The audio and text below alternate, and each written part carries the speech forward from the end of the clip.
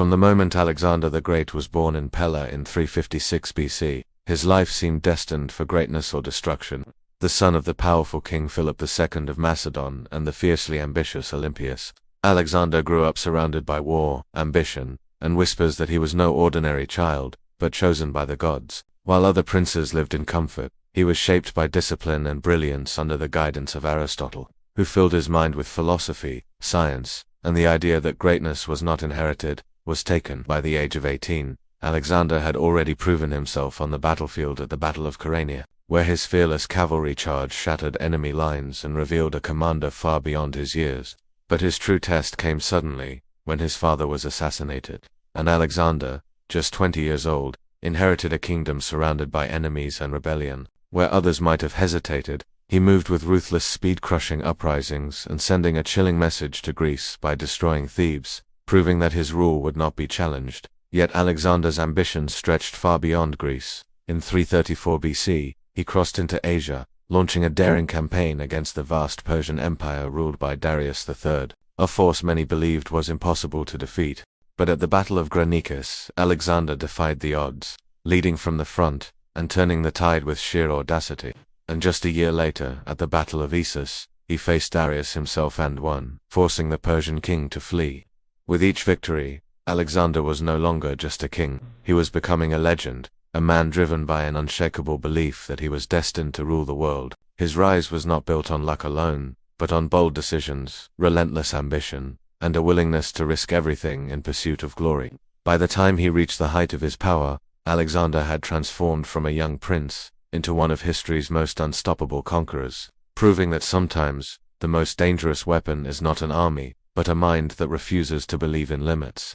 Long before he was Alexander the Great, his story began in 356 BC in Pella city, where power and ambition shaped every breath. He was born to Philip II, a ruthless military genius, and Olympias, a mystical queen who believed her son was destined for divinity. Myths claimed thunder shook the skies at his birth, and some whispered that Alexander was not Philip's son, but the son of Zeus himself. Whether truth or legend, these omens shaped Alexander's belief that he was chosen for greatness. Growing up, he navigated a world of political intrigue. Philip ensured Alexander received the finest education under the philosopher Aristotle, who taught him science, medicine, and the glory of Greek culture. Aristotle instilled a vision that civilization was worth spreading, but Alexander was also a man of action, driven to prove his worth. This was proven the day he tamed Bucephalus, a wild stallion no one else could control. Alexander noticed a horse feared its own shadow. By turning the beast toward the sun, he calmed it. He revealed a defining trait, the ability to see what others could not. He didn't just win a horse. He gained an unshakable belief in his own power. He saw opportunities where others saw limits. By his teens, it was clear Alexander was not being prepared to simply inherit a kingdom, he was being shaped to change the world. Every empire begins with a mind. Young Alexander possessed a fire that would one day burn across the known world. Guided by the philosopher Aristotle, his spirit was tempered with logic, science, and the epic tales of legendary Greek heroes. He spent his youth studying maps and ancient scrolls, tracing the battle lines of his future conquests. In the courtyards of Pella, the abstract beauty of philosophy met the cold, decisive steel of the warrior's blade. The ultimate test arrived with Bucephalus, a stallion so wild that even the most seasoned soldiers feared to approach.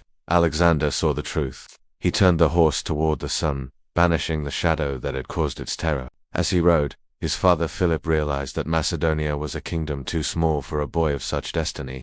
His mother's whispers of divine lineage fueled an ambition that reached far beyond the limits of mortal men.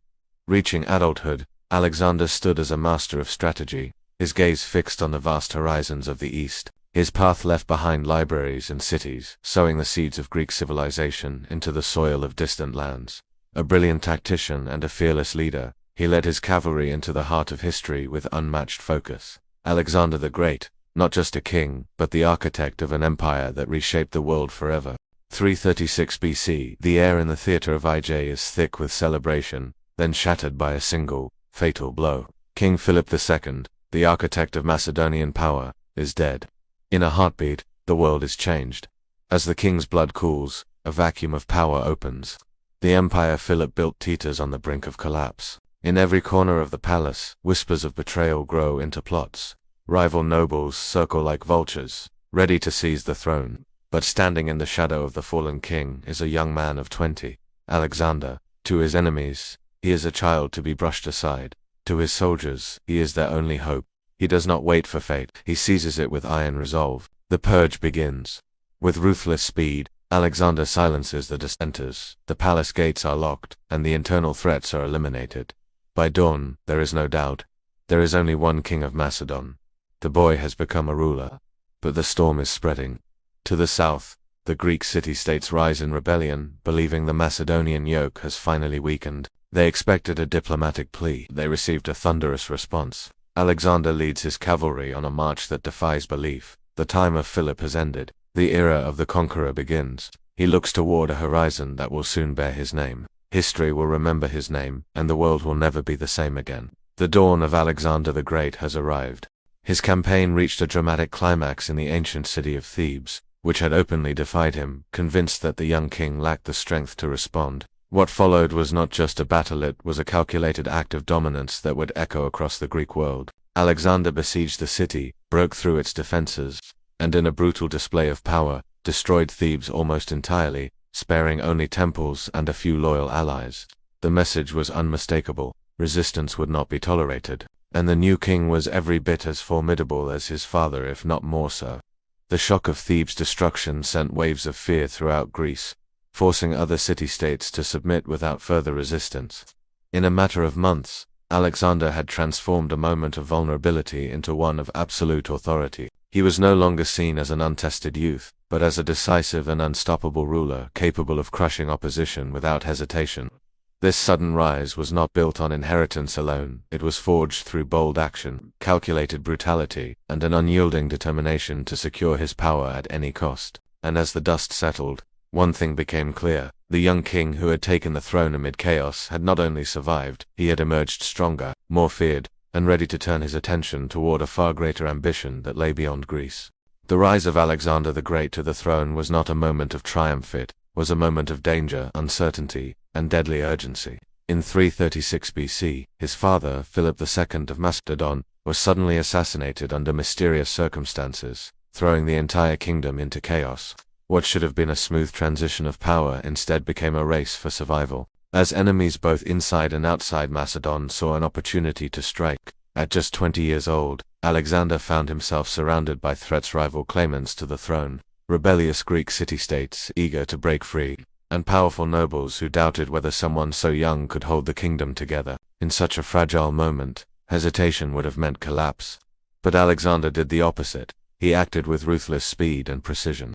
Within days he secured his position by eliminating potential rivals and consolidating control, sending a clear and terrifying message that his rule would not be challenged. But the real test lay beyond the palace walls. Across Greece, news of Philip's death sparked rebellion, with many believing Macedonian dominance had come to an end.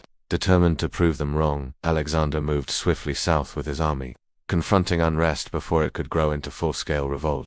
His campaign reached a dramatic climax in the ancient city of Thebes, which had openly defied him. Convinced that the young king lacked the strength to respond, what followed was not just a battle, it was a calculated act of dominance that would echo across the Greek world. Alexander besieged the city, broke through its defenses, and in a brutal display of power, destroyed Thebes almost entirely, sparing only temples and a few loyal allies.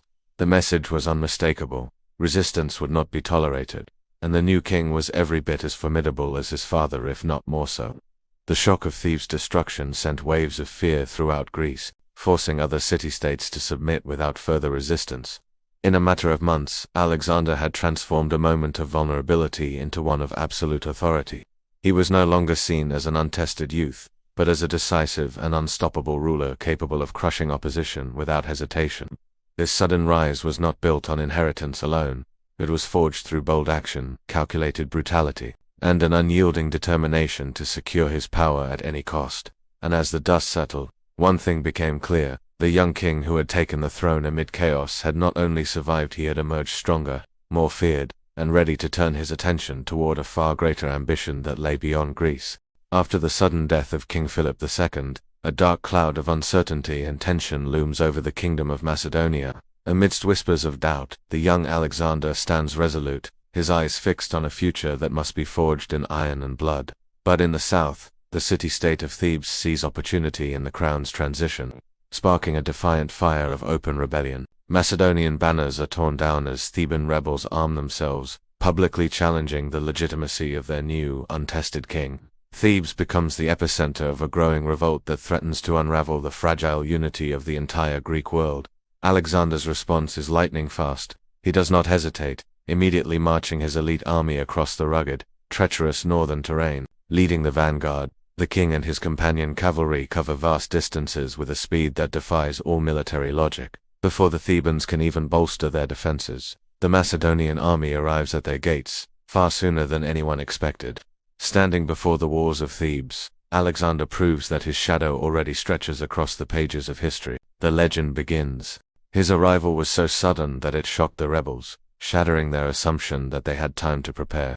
At first, Alexander offered Thebes a chance to surrender, but the city refused, believing it could still resist. What followed was swift, brutal, and unforgettable. Alexander ordered a full assault, and Macedonian forces stormed the city, breaking through its defenses with overwhelming force. The fighting was intense, but it did not last long. Once the walls were breached, the fate of Thebes was sealed. Alexander allowed his troops to sack the city, in a calculated act designed to send a message to all of Greece. Thousands were killed, and tens of thousands were sold into slavery. Much of Thebes was reduced to ruins. Only temples and a few sacred sites were spared. This was not an act of uncontrolled rage, it was a deliberate display of power, a warning written in blood and stone. The impact was immediate. News of Thebes' destruction spread rapidly, and fear replaced rebellion across the Greek world. Cities that had considered rising against Macedon quickly abandoned their plans and submitted to Alexander without resistance. In a single, decisive campaign, he had transformed doubt into obedience and rebellion into silence. But beyond the political consequences, something even more important had changed. Alexander had redefined himself. He was no longer seen as a young and untested ruler. He had become a figure of authority, capable of both strategic brilliance and ruthless action when necessary. The destruction of Thebes marked a turning point in his rise, proving that his rule would be enforced not by words, but by decisive and often terrifying action. And with Greece now firmly under his control, Alexander stood unchallenged, ready to direct his ambition toward a far greater goal, the conquest of an empire that lay waiting beyond the horizon. Once Alexander had secured Greece, his eyes turned eastward, toward the vast and legendary Persian Empire, ruled by Darius III, an empire so enormous that many believed no single man could conquer it. In 334 BC, at just 22 years old, Alexander crossed the Hellespont into Asia Minor with a relatively small but fiercely loyal army, knowing that every step forward was a gamble against overwhelming odds.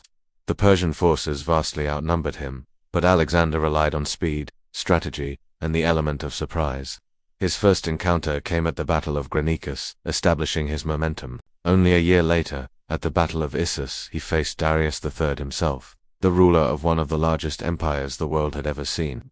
Despite being outnumbered, Alexander exploited terrain, morale, and psychological warfare to secure a decisive victory, forcing Darius to flee and leaving behind his family, treasure, and the illusion of invincibility.